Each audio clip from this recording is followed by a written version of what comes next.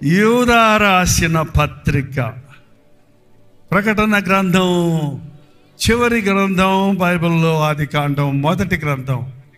అన్నిటికీ ప్రారంభాలు ఆదికాండంలో ఉంటే అన్నిటికీ అంతాన్ని గురించి ప్రకటన గ్రంథంలో రాయబడింది. ఆ ప్రకటనకు ముందుగా ఉన్న జస్ట్ ఒక్క పేజీలో 25 వచనాలు మాత్రమే ఉన్న యూదా రాసిన పత్రిక చాలా అవసరమైనది ఈనాటి విశ్వాసులకు, క్రైస్తవులకు, ఈనాటి పరిస్థితులకు తేట తెల్లగా మన స్థితిగతులను చూపించే పత్రికగా ఉన్నది. ఈ యూదా రాసిన పత్రికలో 17వ వచనం దగ్గర నుండి చదువుతున్నాను, వినండి. దయచేసి ఎన్నో అధ్యాయం అని అడగండి, ఒకే అధ్యాయం. యూదా రాసిన పత్రిక 17వ వచనం దగ్గర నుండి. అయితే ప్రియులారా, అంత్యకాలమునందు తమ భక్తిహీనమైన దురాశల చొప్పున నడుచు పరిహాసకులు ఉందురని మన ప్రభు అయిన యేసుక్రీస్తు అపోస్తలులు పూర్వమందు మీతో చెప్పిన మాటలను జ్ఞాపకము చేసుకొనుడి. ప్రియులారా, అంత్యకాలమందు తమ భక్తిహీనమైన దురాశల చొప్పున నడుచు పరిహాసకులు ఉందురని మన ప్రభు అయిన యేసుక్రీస్తు అపోస్తలులు పూర్వమందు మీతో చెప్పిన మాటలు జ్ఞాపకము చేసుకొనుడి. అటు వారు ప్రకృతి సంబంధులను ఆత్మ లేని వారునై ఉండి భేదములు కలుగజేయుచున్నారు. ఈ పత్రిక రాసింది యూదా. దయచేసి యూదా అనగానే ఇస్కారియోతు యూదా కూడా ఇంత మంచి పత్రిక రాశాడా అనుకోకండి. ఈయన ఇస్కారియోతు యూదా కాదు, ఇంకో యూదా ఉన్నాడు. ఆయనకి యేసుక్రీస్తు శిష్యుల్లో కూడా మంచి యూదా అని ఆయనకి పేరు పెట్టారు. ఆ యూదా కూడా యేసు ప్రభు శిష్యుడైన యూదా కూడా కాదు. మరి ఎవరు ఈ పత్రిక రాసిందని అడిగితే మొదటి వచనంలోనే ఉంది, యేసుక్రీస్తు దాసుడును యాకోబు సహోదరుడునైన యూదా. ఎవరైనా? యాకోబు సహోదరుడైన యూదా. బైబిల్లో యాకోబు పత్రిక ఉంది, అది కూడా చాలా శ్రేష్టమైన పత్రిక. అనేక అంశాలను మనకు నేర్పించే పత్రిక. యాకోబు ఎవరు? ఆ యాకోబు యోహాను సహోదరుడైన యాకోబు కాదు. మరి ఎవరు ఈ యాకోబు? యూదా, యాకోబను వారలు యేసుక్రీస్తు యొక్క సహోదరులు. ఆయన సహోదరులు ఆయన యందు విశ్వాసం ఉంచలేదు అని బైబిల్లో రాయబడి ఉంది. కానీ ఎప్పుడైతే యేసుక్రీస్తు శిలువ మరణ పునరుద్ధానాలను చూశారో, యేసుక్రీస్తు స్వయాన సహోదరులైన యాకోబు యూదాలు కూడా యేసుక్రీస్తునందు విశ్వాసముంచి ఆది సంఘములో శిష్యులతో విశ్వాసులతో కలిసి ఆధ్యాత్మిక వీరులుగా, ప్రార్థనా పరులుగా సిద్ధపడ్డారు. వారు ఎంత ధీరులుగా ఉన్నారో చూస్తే యేసుక్రీస్తు సహోదరునైన యాకోబుని రాసుకోవచ్చు. కానీ ఆయన దేహ సంబంధంగా నాకు సహోదరుడు అవుతాడు, కానీ యేసుక్రీస్తు ప్రభువని, రక్షకుడని, విమోచకుడని ఆయన యాకోబు యూదాలు గుర్తించారు. కాబట్టే యూదా తగ్గించుకొని వారు క్రీస్తుకు మేము దాసులము అంటున్నారు. క్రీస్తులో ఉన్నవారు తాము తగ్గించుకుంటారే కానీ హెచ్చించుకోరు. లోక సంబంధమైన బాంధవ్యాల కంటే క్రీస్తు ద్వారా మనకు కలిగినటువంటి బంధం చాలా విలువైనది. ఈ యాకోబు యూదాలు ఇద్దరు కూడా చాలా ప్రార్థనా పరులు, ఆది సంఘానికి ఆదర్శకులుగా ఉండటం గమనిస్తున్నాం. ఈ యూదా పత్రికలో కడవరి దినాలలో జరగబోయే విషయాలను గురించి యూదా ఎన్నో విషయాలు రాశారు. అంచె దినాలలో భక్తి ఎలాగుంటుందంటే, అది గాలి వీస్తుంది కానీ వర్షం పడనటువంటి నిర్జలమైన మేఘాలలాగుంటుంది. అక్కడ 13వ వచనం చూస్తే 12, 13 వచనాలు, వీరు నిర్భయముగా మీతో సుఖభాజనము చేయుచు తమ్ము తాము నిర్భయులుగా పోషించుకొనుచు మీ ప్రేమ విందులలో దొంగమెట్టుగా ఉన్నారు. వీరు గాలి చేత ఇటు అటు కొట్టుకొని పోవు నిర్జలమైన మేఘములుగాయను, కాయలు రాలి ఫలములు లేక 2 మారులు చచ్చిన వేళ్లతో పెళ్లగింపబడిన చెట్టుగాను, తమ అవమానమును నురువులు గక్కు వారై సముద్రము యొక్క ప్రచండమైన అలలుగాను, మార్గము తప్పి తిరుగు చుక్కలుగాను ఉన్నారు. వారి కొరకు గాఢాంధకారము నిరంతరము భద్రము చేయబడి ఉన్నది. అంచెతనాల్లో ఆర్భాటాలు ఎక్కువ ఉంటాయి, ఆత్మకార్యాలు జరగవండి. ప్రేమ విందులు ఎక్కువ అవుతాయి, ప్రేమ తక్కువ అవుతుంది. చాలా భక్తి కనపడుతుంది, ఆ భక్తిలో శక్తి ఉండదు. ఇక్కడ అంచె దినాలలో పరిహాసకులైపోతారు.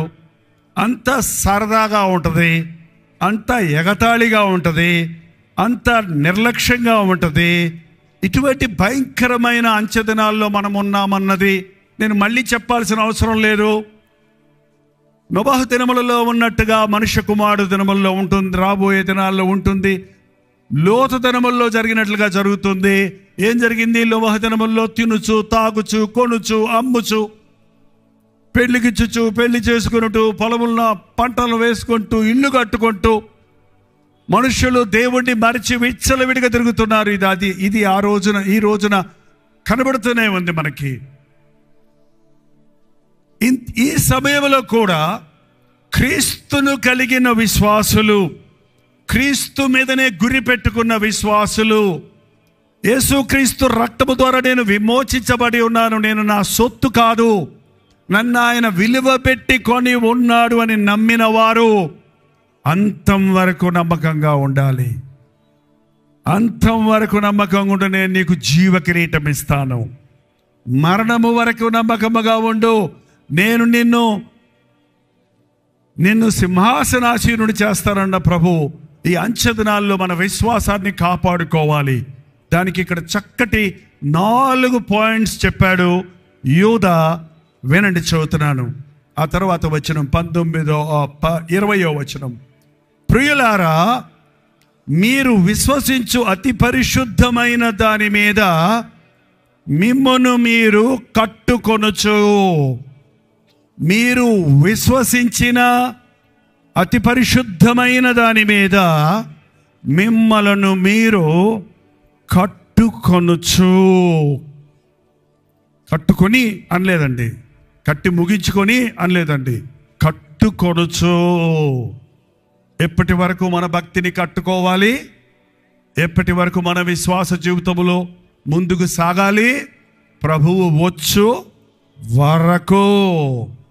నీవు రక్షించబడిన తర్వాత నీ ఆతృత ఇంకా ఇంకా క్రీస్తులో పైకి వెళ్ళాలి, సంపూర్ణని కావాలనే ఆశ రావాలి. మీరు విశ్వసించిన అతి పరిశుద్ధమైన దాని మీద మిమ్మల్ని మీరు కట్టుకొనుచు. నెక్స్ట్ చూడండి, పరిశుద్ధాత్మలో ప్రార్థన చేయొచ్చు. ప్రార్థన చేస్తారా మీరు? మాట్లాడరేంటండి? ప్రార్థన చేస్తారా మీరు? ఈ ఆచార ప్రార్థనలు కాదు. ఒక గృహ ప్రవేశంలో ఒక పెద్ద ఆయన్ని ప్రార్థన చేయబట్టే పరలోకమందున్న మా తండ్రి నీ రాజ్యం వచ్చిన కానీ కడకడకడ ముగించేశాడు. అది ప్రభువు నేర్పిన ప్రార్థన, అది నమూనా. అందులో ఒక్కొక్క విషయంలో అంశములన్నీ ఉండాలన్నది ఈ రోజు పెద్ద ప్రసంగం అవుద్ది పరలోక ప్రార్థన గురించి. ప్రభు నేర్పిన ప్రార్థన. పరలోకంలో ప్రార్థన చేయాల్సిన పని లేదండి, దానికి పరలోక ప్రార్థన అని పేరు పెట్టేసుకున్నాం మనం. పరలోకంలో ప్రార్థన ఉండదు, అక్కర్లా. స్తుతి, కృతజ్ఞతలు, ఆరాధనలే ఉంటాయి. మన విన్నపాలు, మన విజ్ఞాపనలు, ప్రార్థనలు, రోదన, కన్నీటి ప్రార్థన, విశ్వాస ప్రార్థన ఇక్కడ కావాలి భూలోకంలో. అక్కడ ఇంకా పాపాలు లేదు కనుక పశ్చాత్తాపడాల్సిన అవసరం లేదు, ఇతరుల కొరకు విజ్ఞాపన చేయాల్సిన అవసరం లేదు. ప్రభు నరకంలో ఉన్న వాళ్ళని కాపాడయ్యా అని మళ్ళీ పరలోకంలో మనం ప్రార్థన చేయాలనుకున్నారా? మీరు ఎంత ప్రార్థన చేసినా అక్కడ వారు ఇక్కడికి, ఇక్కడ వారు అక్కడికి చాలరు. చచ్చిపోయిన వాళ్ళ కోసం ప్రార్థన చేస్తారు ఏంటండి? అక్కర్లేదండి. ప్రార్థన అంటే మనకు కొన్ని ఆచార ప్రార్థనలు ఉన్నాయండి. ప్రార్థనలు అంటే ఒక పెద్ద లిస్టు తీసుకెళ్ళిపోవటమే. ఇవాళ సూపర్ మార్కెట్లు వచ్చాయి కాబట్టి చాలామంది అలా వెళ్ళిపోయి కనబడి అన్ని పొట్టలు వేసుకొని క్రెడిట్ కార్డుతో డ్రర్ గిక్కొని ఎంత అయింది ఎంత రేటు ఏమి చూడరు. ఒక్కసారి అప్పుల్లో పడ్డాక అప్పుడు చూసుకుంటారు. లబోదిబో అని గోల పెడతారు అప్పు కట్టలేక. ఈ క్రెడిట్ కార్డు వచ్చాక ఇట్ట గీస్తాడంటే 10 లక్షలైనా గీయటమే, 3 రూపాయలైనా గీయటమే, 30 పైసలు కూడా గీస్తారు కాబోలు. కాబట్టి మనకు గీసిన అంతే 3 సార్లే గీసాడంటే 3 సార్లు ఎన్ని గీసావు? లక్షలు గీసేసావు. ఏమైపోయింది? నీ రాబడి ఎంత, నీ ఖర్చు ఎంత? మా అమ్మగారు నా చిన్నప్పుడు నాకు గుర్తుంది, పెద్ద లిస్టు రాసి ఇచ్చేవారు. జీలకర్ర, గసగసాలు, యాలక్కాయలు, లవంగాలు. ఇప్పుడు ఆ పేర్లే తెలియవు వాళ్ళకి. తింటం మాత్రం తెలుసు కానీ పేర్లే తెలియవు. మన పిల్లల్ని అడగండి, నాకేం తెలుసు అయ్యా అంట. రోజు తింటున్నారు నువ్వు అందులో ఈ 100 గ్రాములు, 50 గ్రాములు ఇవన్నీ పట్టుకురారా అంటే అక్కడ తీసుకెళ్ళి ఆ కొట్టారికి లిస్టు తీసుకొని ఆ కొట్టారి ముందు చదివితే ఆయన కాగితంలో పొట్లాలు కట్టి ఒకటొకటి పొట్లాలు వేసేవాడు. ఇన్ని 20 పొట్లాలు వచ్చాయా లేవా, ఎంత తీసాడు లెక్క పెట్టుకొని చిల్లర డబ్బులు లెక్క పెట్టి ఇచ్చి వచ్చేవాళ్ళం. ఇప్పుడు ఏమి లేవు. ఏంటంటే ప్రార్థన కూడా అంతే. ఇంతకుముందు ఇప్పుడు కొంతమంది ప్రార్థన చేయమంటే ప్రభా సూపర్ మార్కెట్లో ఉన్నాయన్నీ మాకు ఇచ్చేయ్యా ఆమెన్. ఆ పేరు చెప్పడానికి కూడా బతకమే. మనం చూసి వచ్చానయ్యా ఆ షోరూంలో ఎర్రసేర కట్టారయ్యా, దానికి మ్యాచింగ్ బ్లౌజులు అన్నీ ఉంటాయి చూడు ప్రభా, అన్నీ ఇచ్చాయి ప్రభా క్రిస్మస్ పండగకి. ప్రార్థన అంటే ఓ పెద్ద లిస్టు పట్టుకెళ్ళి దేవా ఇవన్నీ నాకు కావాలని అడగటం ప్రార్థన, అడుక్కోవటం ప్రార్థన అనుకుంటున్నారు. అడగటం ప్రార్థనలో ఒక భాగం. అడుగుడి మీకు ఇవ్వడం నేను చెప్పాడు. కానీ మీరు దైవ చిత్తానుసారంగా ఏదన్నా అడిగితే నేను ఇస్తానన్నాడు ఆయన. అంతేగాని నువ్వు పిచ్చి పిచ్చి ఆశలన్నీ నేను ఇవ్వడన్నా ఆయన. ఇస్తే అది నీ కీడు చేస్తే, నీకు అపకారం చేస్తే, నీ మీద ప్రేమ ఉంది కాబట్టి ఇవ్వడు ఆయన. ఆనాటి పరిచయులు దీర్ఘ ప్రార్థనలు చేసేవారంట. అందరికీ కనబడాలని సభల్లో ప్రార్థన చేసేవారంట. మనుషులకు కనబడాలని ప్రార్థన చేసేవాళ్ళు ఉండకండి. నువ్వు ప్రార్థన చేయనప్పుడు నీ గదిలోకి వెళ్ళి పలుపేసుకొని రహస్యమందున నీ దేవునికి ప్రార్థన చేయండి. అసలు మనం చెప్పాలంటే బహిరంగంగా చేసే ప్రార్థనలు నిజమైన ప్రార్థనే అది దాన్ని బట్టి నీ ప్రార్థనా జీవితాన్ని లెక్క కట్టలేవు. ఎవరు నిన్ను చూడకపోయినా, ఎవరు నిన్ను అడగకపోయినా, ఎలాగో నీకు ఆకలేసినప్పుడు ఆహారం కొరకు, ఎలాగో నీకు ఇష్టమైన వాళ్ళ మీద ఆశపెట్టినప్పుడు వాళ్ళకి ఫోన్ చేసి మాట్లాడాలి, పిల్లలతోటో తల్లిదండ్రులతో అని ఆశపడుతుండో, అలాగూ నీ హృదయంలో నా దేవునితో సహవాసం కావాలి, నా దేవుని ప్రేమను పొందాలి, ఆయన ఇచ్చే ఆదరణ పొందాలనే ఆశతో నీవు హృదయంలో నుండి ప్రేమతో దేవునితో మాట్లాడుకోవటమే, సంభాషించుకోవటమే ప్రార్థన. ఈ రోజున ప్రార్థనలో విధేయత లేకుండా, సమర్పణ లేకుండా, పశ్చాత్తాపం లేకుండా, విశ్వాసం లేకుండా నువ్వు ప్రార్థన చేస్తే ఆ ప్రార్థనకు జవాబులు రావు. దీని గురించి చెప్పాలంటే చాలా ఉంటుంది. కానీ పరిశుద్ధాత్ముడు సర్వసత్యములోనికి మనల్ని నడిపిస్తాడు. నీవు ప్రార్థన నేను గమనించింది ఏంటంటే, మన జీవితంలో ప్రార్థన మొదలుపెట్టిన తర్వాత 5, 10, 15 నిమిషాల వరకు చేసే ప్రార్థన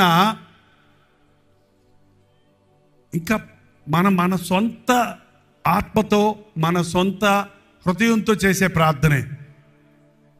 ఆ తర్వాత నీకు తెలియకుండానే నువ్వు ప్రార్థిస్తూ ఉండగానే పరిశుద్ధాత్మ నిన్ను పట్టుకొని ఉచ్చరింప శక్యము కానీ ప్రార్థనతో గంటలు గంటలు గడియారం వైపు చూడకుండా కళ్ళు మూసుకొని కళ్ళు తెరిచేటప్పటికి 3 గంటలు నేను ప్రార్థన చేశానా, నువ్వే ఆశ్చర్యపోతావు. ఎందుకంటే పరిశుద్ధాత్ముడు అలాంటి ప్రార్థన నేర్పిస్తాడు. ఇలాంటి బహిరంగ సభల్లో క్లుప్త ప్రార్థన చేయాలి. ఇప్పుడు అలాంటి ప్రార్థన కుదరదు.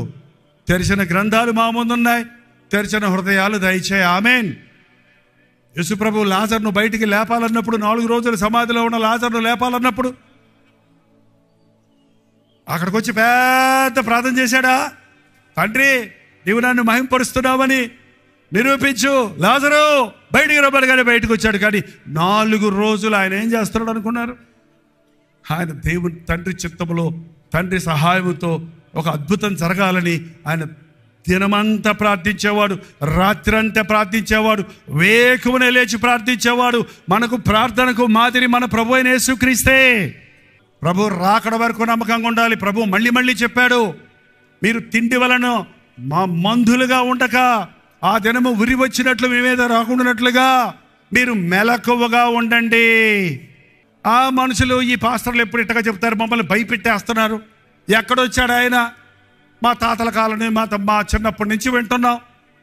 మేము చిన్న పిల్లడు అప్పటి నుంచి ఇప్పుడు దాకా ముసలి వాళ్ళ దాకా కొన్ని వందల సార్లు కొన్ని వందల మంది ప్రసంగికులు చెప్పింది విన్నా, రాలేదుగా.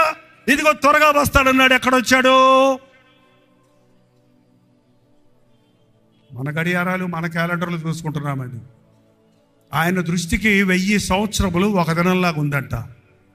ఒక దినము 1000 సంవత్సరాలుగా ఉంది. కొందరు ఆలస్యమని ఎంచుకున్నట్లుగా ఆయన ఆలస్యము చేయవాడు 2 రోజులు అయింది. 2000 సంవత్సరాలు అంటే ఎంత? 2 రోజులు అయింది. 2 రోజుల్లో వస్తానంటే ఏంటి? దేవుని దృష్టిలో 2 రోజులు అయిందంటే ఏంటండి? మీ నిమిత్తమే ఆయన గుమ్మల్లో నిలబడి ఉన్నాడు.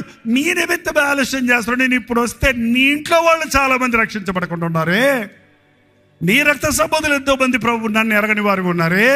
నేను సిలువలో చిందించిన రక్తాన్ని వృధా అయిపోతుంది, ఏ ఒక్కడూ రక్షించకూడదని, అందరూ అంతటా మారు మనసు పొందాలని ఇంకో ఉద్యోగ సభల్లో మారుతారు, ఇంకో సోషల్ మీడియాలో వర్తమానం విని మారుతారు, ఇంకో విధంగా నా వైపు తిరుగుతారని దేవుడు మన విషయమై దీర్ఘశాంతం కలిగి ఉంటే అది చులకనగా ఎంచుతున్నారు. ప్రభు వస్తాడండి. ప్రభు వస్తాడు. ఆ సూచనలన్నీ తెలుస్తున్నాయి. ఇవాళ సూచనలన్నీ తెలుస్తున్నాయి. చెప్పుకుంటూ పోవాలంటే బోల్డ్ ఆధారాలు ఉన్నాయి. దేశం మీదకు దేశం తిరగబడుతుంది.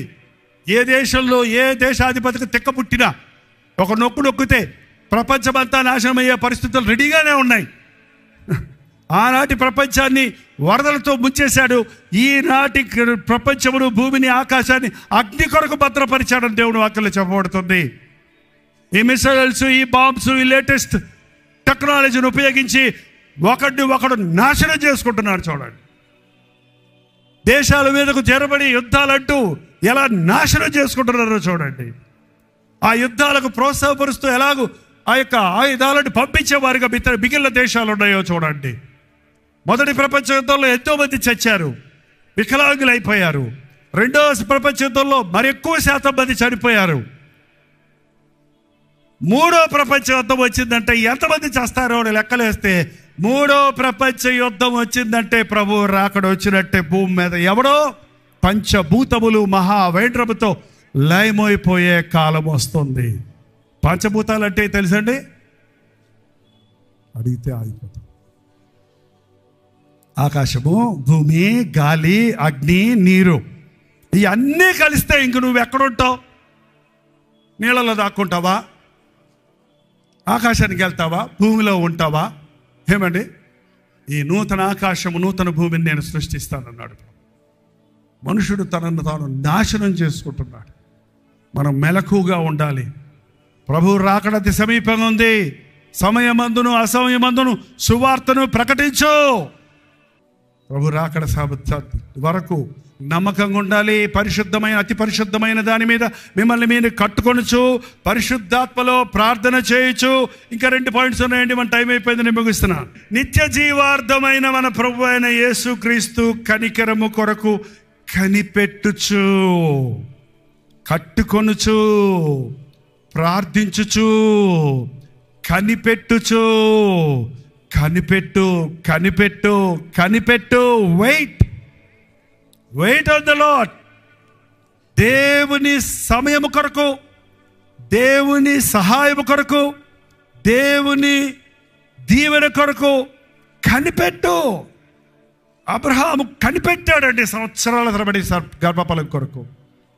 యోసేపు కనిపెట్టాడండి కలలో నిజం అవటానికి కొరకు. దావీదు కనిపెట్టాడండి అభిషేకించిన తర్వాత. మీకు తెలుసా, దావీదును అభిషేకించిన తర్వాత 17 సంవత్సరాలు ఇంచుమించు వయసు లోపల ఉన్న దావీదు అభిషేకించబడ్డాక 30 సంవత్సరాల వయసు వచ్చే వరకు ఆయన రాజుగా అభిషేకించబడలేదు యెరూషలేములో. ఇంచుమించు 13 సంవత్సరాలు కనిపెట్టాడు. దేనికోసం నీ కంగారు? పోనీ దేనికోసం? దేవుని కోసమా? నేను కూడా కంగారు పడతాను, నేను పరుగులెడతానండి, లేకపోతే చేయలేను ఇన్ని పనులు దేవుని కోసం. ఈ వయసులో నా కుమారులు నాకు ఎంతో సపోర్ట్ కొంటే వాళ్ళు నా దగ్గర ఉన్నప్పుడు, వాళ్ళు ముగ్గురు ఇప్పుడు పరిచయలు చేస్తున్నారు, నేను ఒక్కడైపోయినా ఆయన నాకు ఇంకా పరిగెత్తాలి, ఇంకేదన్నా చెయ్యాలి. మెడ్రాసులో మినిస్ట్రీ ఉంది, దేవుడు అప్పగించిన పనులు ఉన్నాయి. ఆయన రాకడ వరకు చేయాలి. కానీ దేని కొరకు నీ పరుగు? ప్రభు కొరకు పరిగెడుతున్నావా? లోకం కోసం పరిగెడుతున్నావా? సమయోచితమైన సహాయాన్ని చేసే ప్రభు మనకున్నాడు. కట్టుకుంటూ, ప్రార్థిస్తూ, కనిపెట్టుచు, చివరిగా ప్రభువు యేసుక్రీస్తు కనికరము కొరకు కనిపెట్టుచు దేవుని ప్రేమలో నిలుచున్నట్లు కాచుకొని ఉండుడి. దేవుని ప్రేమలో నిలుచున్నట్లు కాచుకొని ఉండండి. కాచుకొని ఉండండి. కాచుకొని ఉండండి. నీవు అనుకొనని గడియలో నేను వస్తానన్ను కనుక కాచుకొని ఉండు. మెలకువగా ఉండు. ప్రార్థనతో ఉండు. బైబిల్ అంతట్లో చాలాసార్లు ప్రభు ఈ విషయం హెచ్చరిస్తూనే ఉన్నాడండి. నేను నా ప్రభు కొరకు కనిపెడుతున్నాను. దావీదు కీర్తనలు మీరు చదివితే అనేక సార్లు అంటున్నాను, నేవా నీ సన్నిధిలో నేను కనిపెడుతున్నాను. నీవు నన్ను హెచ్చించే వరకు కనిపెడుతున్నాను. నిన్ను నేను ఎదుర్కొనే వరకు కనిపెడుతున్నాను. నీ రాకడ కొరకు నేను కనిపెడుతున్నాను. కొందరు ఆలస్యం అనుకున్నట్టు ఆయన ఆలస్యం చేసేవాడు కాదు. ఖచ్చితంగా ఆయన వస్తాడు. కనుక ప్రతి క్రైస్తవుడి యొక్క గురి ప్రభువు మీద ఉండాలి. కనిపెట్టుకోవటం, కాచుకొని ఉండటం. కాచుకోవటం అంటే కనిపెట్టడం అనేది కాదు. కాపాడుకో నీకున్న భక్తిని, నీకున్న విశ్వాసాన్ని. ప్రతి ఒక్కరిని ఆ రీతిగా మార్చటం కొరకే దేవుడు దీర్ఘశాంతంతో ఆయన రాకడ తామసం చేస్తున్నాడు. కానీ వస్తానన్న ప్రభు మాట తప్పని వాడు రానై ఉన్నాడు. ఆయన మొదటి రాకడ విషయంలో ప్రవచనాలు నెరవేరినట్లుగానే ఆయన రెండవ రాకడ విషయంలో ఆయన చెప్పిన మాటలన్నీ నెరవేరే సమయం ఆసన్నమైనది. రాకడ గుర్తులన్నీ నెరవేరుతున్నాయి. ఆయన వస్తాడు. నేను సిద్ధమా అన్నదే మన ధ్యేయంగా ఉండాలి. మనం పరిశీలించుకోవాలి. అంతవరకు మన విశ్వాసాన్ని కట్టుకుంటూ, మన కుటుంబాన్ని ప్రభు కొరకు కట్టుకుంటూ, మన రక్షణ లేని వారిని రక్షణలోనికి నడిపించుకుంటూ, మెలకువగా ఉండి ప్రార్థిస్తూ, రాత్రి పగళ్ళు దేవుని కొరకు ఆశ పెట్టుకున్న వారిగా మన దృష్టి ఆయన మీద ఉంచి ఆయన రాకడ కొరకు సిద్ధపడేవారిగా ఉండాలి. ప్రభు వస్తే నువ్వు సిద్ధమా? ఈ మాట సీరియస్గా తీసుకోండి. ప్రభు ఎప్పుడు వచ్చినా నేను సిద్ధం. అవునా కాదా?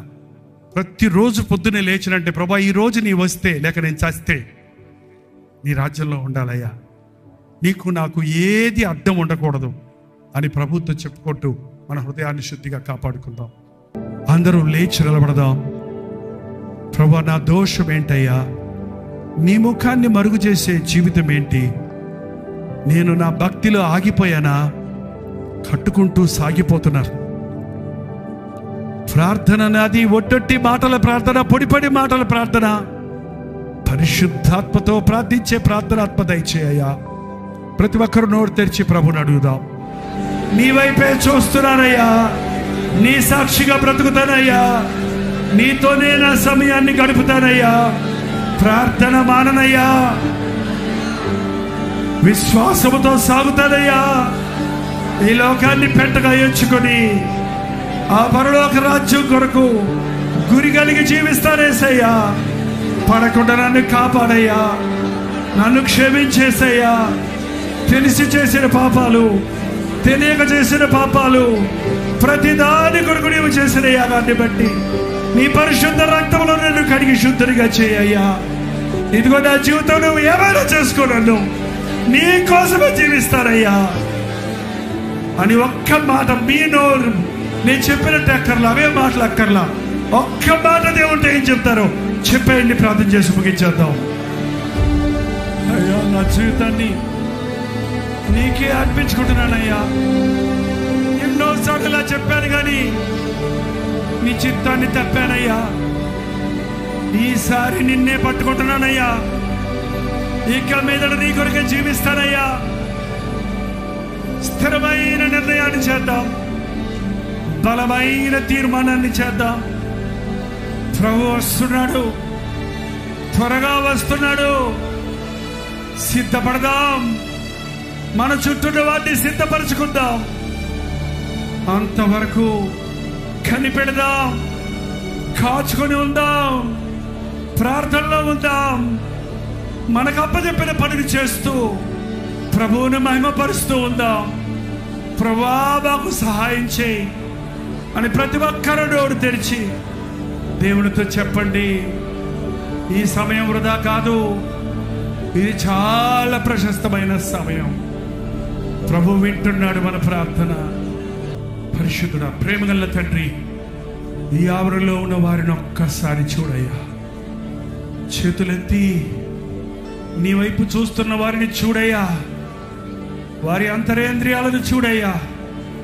విరిగి నలిగిన హృదయముతో, యథార్థ హృదయముతో నీ వైపు చూస్తున్న వారిని ఈ సమయంలో నీవు అభిషేకించుము నాయన.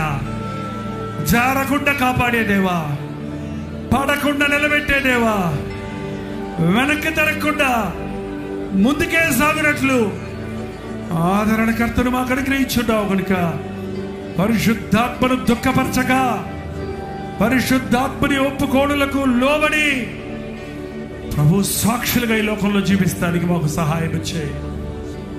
గత జీవితం మాకొద్దయ్యా, పాపపు బ్రతుకులు మాకొద్దయ్యా, నీచ స్వభావాలు మాకొద్దు నాయన. యేసయ్యా, నీ సాక్షిగా నేను ఈ లోకంలో జీవిస్తానయ్యా. నా ఆధ్యాత్మిక జీవితంలో వృద్ధి చెంది ప్రార్థనా జీవితాన్ని కలిగి నీ రాకడ కొరకు కనిపెడుతూ నీవిచ్చిన ఈ గొప్ప రక్షణ కాపాడుకుంటానయ్యా. నీ కృప నాకు దయచేయన్న వారిని దర్శించము నాయన. ఒక్కొక్కరిని చూడేసయ్యా, ఒక్కొక్కరిని చూడేసయ్యా. పశ్చాత్తాపడుతున్న వారిని చూడయ్యా. ఈ రాత్రి ఈ సభలో ఉన్న వారిని చూచి పరలోకం సంతోషించినట్లుగా పరిశుద్ధాత్మ కార్యాలను పరిపూర్ణంగా నెరవేర్చిన ఆయన నీ గ్రంథములు మా పేర్లు రాసుకో తండ్రి. ఆ భయంకరమైన రెండవ మరణము నుండి తప్పించుము నాయన. నీ రాజ్యం వారసులుగా మమ్మల్ని చేసుకో తండ్రి. ఇంకా ఎందరో నీ ప్రేమను ఎరగని వారు ఈ లోకంలో ఉన్నారయ్యా. నాకు ఇచ్చిన ఈ గొప్ప రక్షణ మంచం కింద కొంచెం కింద పెట్టుకోక నీ ప్రేమ సువార్తను ప్రకటించుటకు, నీ వలె జీవించి నీ ప్రేమను పంచుటకు అనేకులను విసిగిపోయిన వారిని, వేసారిపోయిన వారిని, కష్టాలలో, వ్యాధులలో, బాధలలో నశించిపోతున్న వారిని ప్రేమించే దేవుడున్నాడు, ప్రాణమిచ్చిన ప్రభువు ఉన్నాడని నీకు పరిచయం చేయడానికి సహాయం చేయ్యా. ఈ ఆవరణలో ఉన్న వారందరినీ చూడు నాయన. ఇంకా ఎవరైతే దురాత్మల చేత ఈ సమయంలో పీడించబడుతున్నారో, నోరు విప్పలేని పరిస్థితుల్లో ఉన్నారో, అట్టి వారిని నజరేయుడైన యేసుక్రీస్తు నామములో విడుదల చేయించున్నాము తండ్రి. ఈ ఆవరణలో దురాత్మలను నజరేయుడైన యేసుక్రీస్తు నామములో పారదోడుచున్నామయ్యా. పరిశుద్ధాత్మ కుమ్మరింపును మా మధ్య చూడడానికి సహాయం చేయము. ప్రతి హృదయమును మీద నీ ఆత్మను కుమ్మరించుము నాయన. శుద్ధీకరించుము నాయన. మమ్మల్ని శుద్ధీకరించుము తండ్రి. నడినెత్తి నుండి అరికాలు వరకు ప్రతి మలినము నుండి, ప్రతి బలహీనత నుండి, ప్రతి సాతాను ఆయుధముల నుండి, ప్రతి కీడు నుండి, ప్రతి పాపము నుండి పరిశుద్ధపరచుము తండ్రి. ఉన్నవాడను అన్న ప్రభువా, మా మధ్య ఉన్నావన్న విశ్వాసముతో, మమ్మను ముట్టి ఉన్నావన్న ధైర్యముతో, శుద్ధీకరించబడిన జీవితాలతో ఇక్కడ నుండి వెళ్ళుటకు సహాయము చేయమని, ఎండిన భూముల మీద నా ఆత్మను కుమ్మరిస్తానన్నవే, ఆశ కలిగిన ప్రాణాన్ని తృప్తిపరుస్తానన్నవే, ఆ వాగ్దానాలన్నీ మా పట్ల నెరవేర్చుకో. ఈ రాత్రిని నిండైన దీవెనలతో